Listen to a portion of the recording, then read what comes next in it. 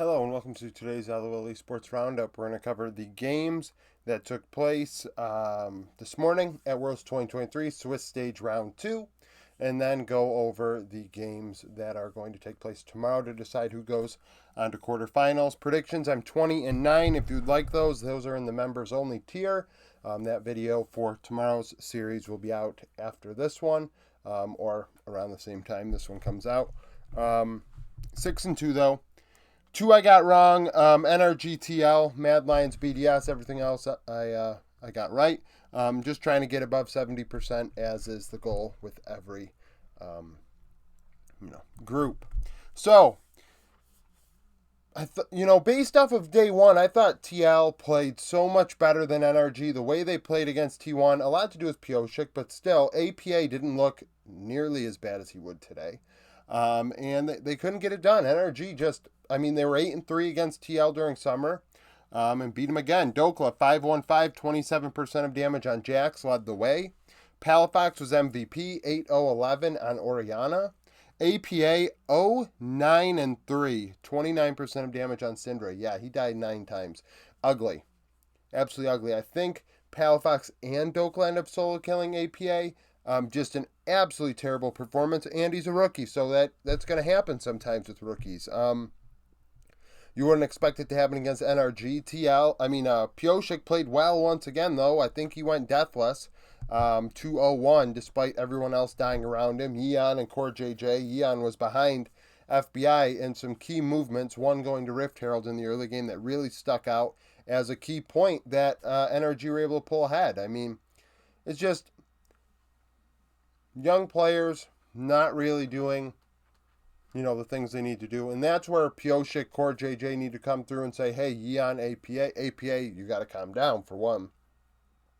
And as far as Yeon's concerned, he has to have that movement or offset that movement by FBI and Ignar and go take a turret, take some plates or something.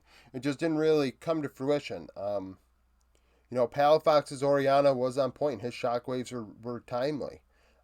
Dominated lane, then was great in team fights, and frankly, it's a letdown because I thought really like TL, the way they played against T1, it was like, wow. TL may have actually came to play. Maybe all these scrims they've had, it's finally come around. Reignover has gotten them some good opportunities. Obviously, Pioshik and Core JJ, regardless of what anyone thinks about North America and things like that, the fact they've won Worlds, I imagine, is respected by LCK players and even the LPL Korean players alike, and that could draw good scrims for TL. Now, I did read that Scout said, North America and EU always get excited about scrims, but it doesn't translate to the stage, and that just might be happening again. C9 LNG win, mid-jungle duo is what did it. Scout, 7-1-4, 30% of damage on Azir. A few great Azir performances today. Tarzan, 209 was my MVP on Lee Sin. Eminez, 232, 29% of damage on Syndra in the loss.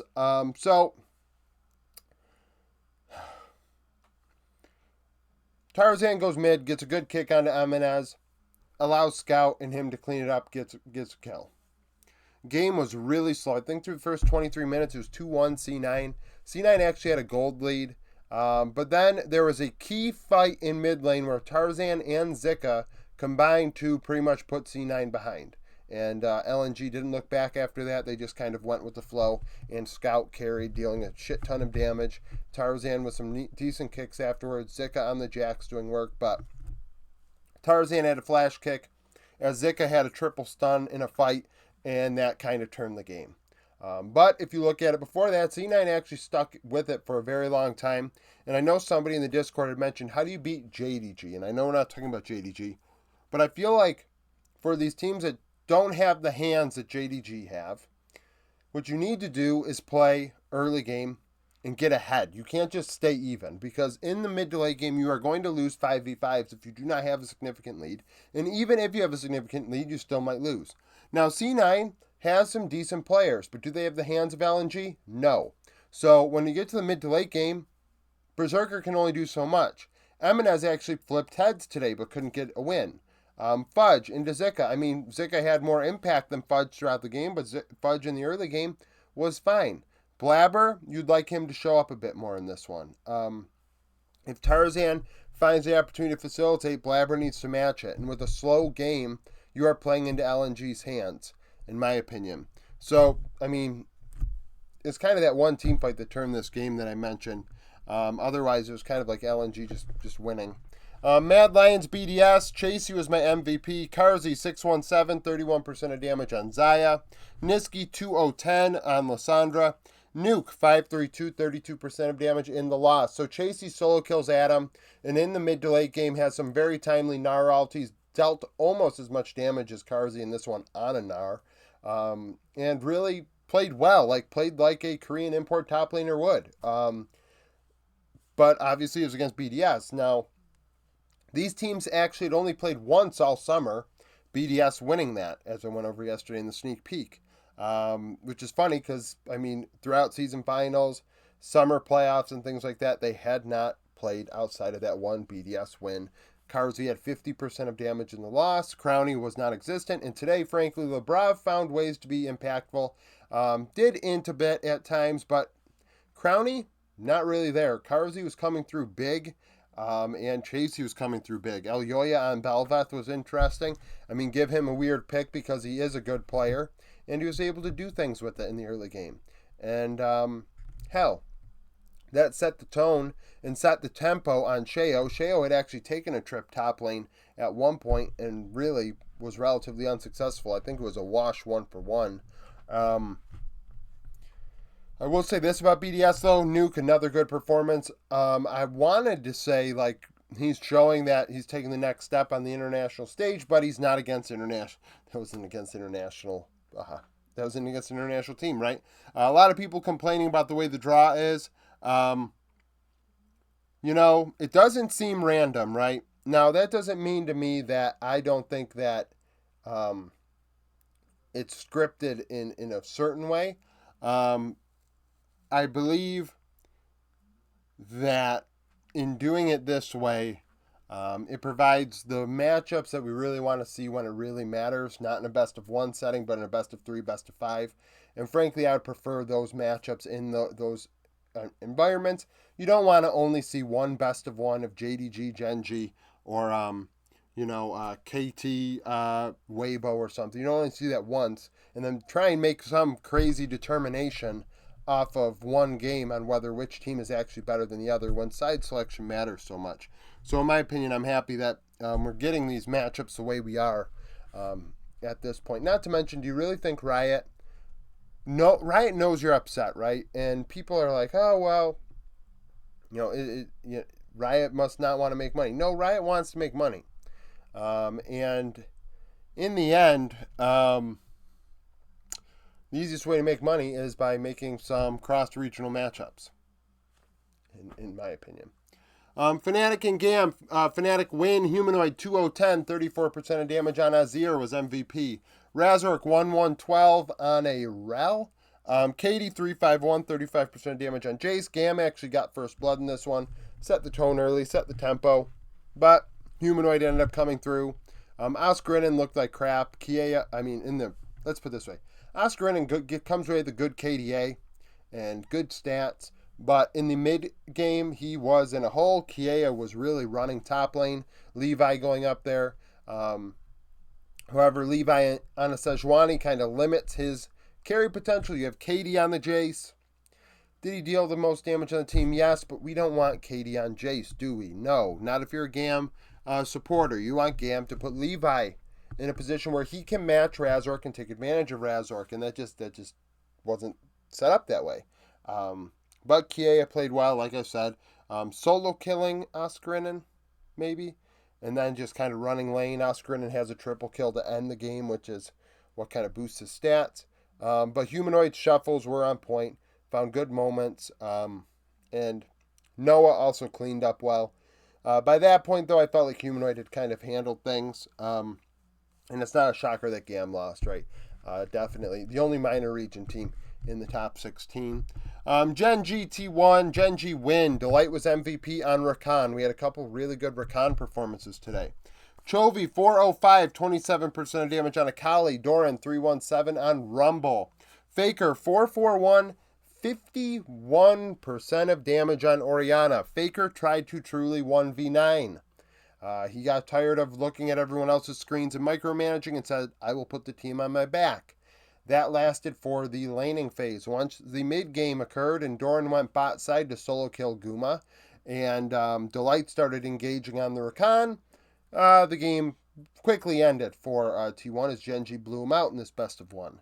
Obviously, the teams are closer than that, but at the same time, given how it looked after laning phase, you would have expected T1 to put up a better performance. They did not. Doran, like I said, running the show, going bot side, and doing it actually multiple times, really hampering Guma as he kind of went on his own, and Keria was going picking mushrooms or whatever he was doing in the jungle, in other lanes, in base. Honestly, it doesn't matter. The fact of the matter is Guma was by himself, and Doran is bullying him. Zeus on Aatrox, you would have liked to see more. Given that Faker dealt half the team's damage, Zeus and Guma, what are we doing here? Peanut finding ways to make things happen. Owner, same thing. I mean, it kind of is what it is. It's actually, honestly, thinking more about it, because obviously we have 8 best of ones to talk about, so things kind of get intermixed. Genji's draft was the delight show as far as Engage is concerned. Like, he had Pays Feathers with Xayah, but otherwise I really felt like it was the Rakan. They had to do everything. So with that in mind, yeah, I wouldn't even say Peanut tried to do things, because frankly, it would have been very difficult for him to do so. G2 Weibo. So this was the game that I woke up to watch live. Mickey X ends up being MVP on Rakan. Han Sama 9-6-10, 37% of damage on Xayah. Yike 3-4-20 on Rel. Light 4-4-7, 26% of damage on Kai'Sa. So G2 get out to an early lead. They actually were doing quite well in the laning phase. Gave up a couple Drakes, but we're ahead. Then Hans inted a bit in the bot side, he and Mickey, and they died. Then the Shy ints. Then the Shy ints again. So G2 have another lead. And then Hansama ints again. Okay, so we have some inting back and forth. Now Weibo in a good position. Weibo take a Drake. They go to Soul Point. Oh, G2 lose a team fight around Baron. Trying to fight Baron. Lose the Baron. Lose a bunch of lives. Then you go around the Drake. And then you lose that Drake fight and die a lot. So now Weibo are in position to win. They should win. But Weibo, in the end, are inters. So, it goes back and forth, and it ends with G2. Oh, sorry, I was going to say ends. No. G2 even attempted a backdoor. That did not work, as they over-pursued through topside after they took an Elder and had a great team fight. By the way, I'm not being overly descriptive. Mickey was fantastic on the Rakan setting things up. Hansama somehow getting through these fights and doing great. Honestly, G2 matched Weibo in team fighting, and that's, a big deal. Now, Weibo, obviously the 4th seed in the LPL, but G2 stood their ground. You think through all those power rankings all this year where G2 were in the, top 10, top 11 area, and you see, people even upset that they were above the 5th, 6th, 7th, 8th team in the LPL. Well, when they go toe-to-toe with the 4th seed, they match them. So, you got to really think about shit like this when you look at power rankings and say to yourself, maybe the LEC 1st seed, or G2 specifically, are as competitive as these teams. Not just based on where they're from, should that really affect things like, history and how they fare internationally. G2 stand their ground. They played well. I will note, too, Broken Blade played Yone into the Shy, which is wild. Great team fight in the base. I believe Broken Blade may have had a double kill in that fight. Caps' Orianna coming through clutch with some key shockwaves. Yike had some nice engages. But in the end, it was Mickey just all over the place on the Rakan. And like I said, they even attempted a backdoor. That failed. And eventually they won the final team fight and were able to take the Nexus. So, that was a wild game. That was probably the best game of the day. JDG BLG. JDG beat BLG again, as the story of this year has been. Ruler 815, 28% of damage on Callista, missing 0112. had a lot of complaints in the comments yesterday about picking Kanavi as MVP. So I'm going to pick Kanavi as MVP again, specifically to get more upset people in the comment section. Ben 340, 29% of damage on Aatrox. Putting Yagao on Talia makes some sense. Yagao is not the carry. Yagao is not a carry to me in most situations. But a facilitator like Talia is something that I expect him to do well on. Not the case. As Knight outpaced him actually on the Vex, gets an early engage, roam off, and succeeds. Now, when I look at Talia and I look at Rise, Twisted Fate similarly, and the list could go on, you need to execute on something with your level 6 levels when you get to level 6, and maybe you have to wait till level 7 just to get an opportunity to find an angle to make something happen. Like you're a facilitator, you're going to lose a little bit of gold. You need to go help somebody else. And frankly, I just thought that he didn't really match what Knight provided in the early game. Now, obviously, Ruler on Callista, and I think missing was on the Renata. Come through clutch in team fights. That's no shocker. And, Kanavi on Jarvan, again, playing more of a facilitator role. This is the sort of stuff JDG can do that other teams can't do. BLG and LNG really can't do this, where everybody can play everything. It just, honestly, it's crazy to watch just what JDG are capable of. And everybody had a hand in this one. KTD plus, KT win, aiming 906, 35% of damage on Zaya. Cuz 309, I believe it was on Sejuani. Deft 141, 39% of damage on Ziggs. I am not a Ziggs bot fan. I understand Ziggs is strong right now. That does not mean I am a fan of it. So he dealt a lot of damage, but I felt Showmaker had more impact. But then you look at the top side of the Rift, and once again, the read that D Plus decided to go with is, hey, let's put Canyon on Sejuani. Let's put Kana on Jax. Let's put Kana on a carry. Why not? Of course, why not? Couldn't put him on Ornn and put Canyon on something that he can just 1v9 this freaking game with. So, slow game. KT ended up taking it. Out team fight D+. Aiming was excellent. I mean, Lehens had some nice moments as well. BDD, I think, was on Orianna and Trailmaker on the Azir. And, that classic matchup is just showing its face at Worlds right now. And if BDD's on a champion like this is a meta that fits him. So, I really thought KT could have beat BLG. I still think it was a little weird with the Zac. D Plus didn't have to ban the Zac today. They banned Maokai. So, I don't know. Just, aiming did great. That's pretty much all I got to say about that. Picking Ziggs is when you think of Deft, you do not think Ziggs. He's played it 14 times, and how many games has he played in his career? 700 or so, probably. Probably even more than that. So, probably should have picked something else. You go from Varus to Ziggs. Shoot. What are we doing with this bot side? We're honestly putting Deft on weak side and putting Kana on strong side. And it's like, oh my God, what are we doing? D+, what are we doing? Sneak peek for tomorrow. I'm trying to get this video out so you're not getting in-depth stuff today.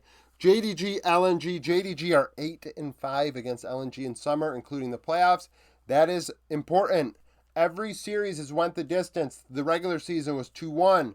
Both best of fives were 3-2 JDG favored. LNG give JDG a stronger fight than BLG do.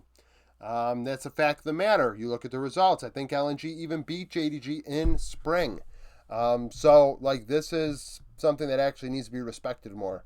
I think Tarzan is very good at keeping up with Kanavi and setting a tempo. Scout obviously was playing absolutely disgusting in summer and has continued to do that at Worlds. So that's the matchup. Kanavi, Knight, Tarzan, Scout. Bot side, Ruler missing, Gala Hung is obviously JDG favored, and 369 offers more than Zika in top lane. So, it doesn't, when I clarify that, see, because Zika is playing very well, I don't see Zika playing Ornn tomorrow, but I can see 369 playing Ornn. I can see him playing Jace. I can see him playing Jax. But could you say that about Zika? Can you see him playing an Ornn tomorrow? He's probably played Ornn, but could you see it? Could you see him playing a Malphite? I don't. I could see 369 doing it, though. So that's the sort of difference and why JDG actually, like I already said in this video, are so heavily favored. G2 Gen G. These teams played at MSI. Gen G would win 3-1. Pays went 24-8-18, 29% damage in the win. Hansama 11-12-14, 22% damage in the loss. Yike stood his ground last time. I expect him to do the same. Caps needs to do better, though. He died 17 times the last time these two squads faced off. Broken Blade actually led G2 in damage. If that ends up being the case again, I'm expecting Gen G to win, if that is truly the case. So that's it for the roundup. Thank you for watching. If you like the video, like it. Subscribe to the channel for daily League of Legends content. Follow me on Twitter. Join the Discord. Become a YouTube supporter. Hope to see you again tomorrow.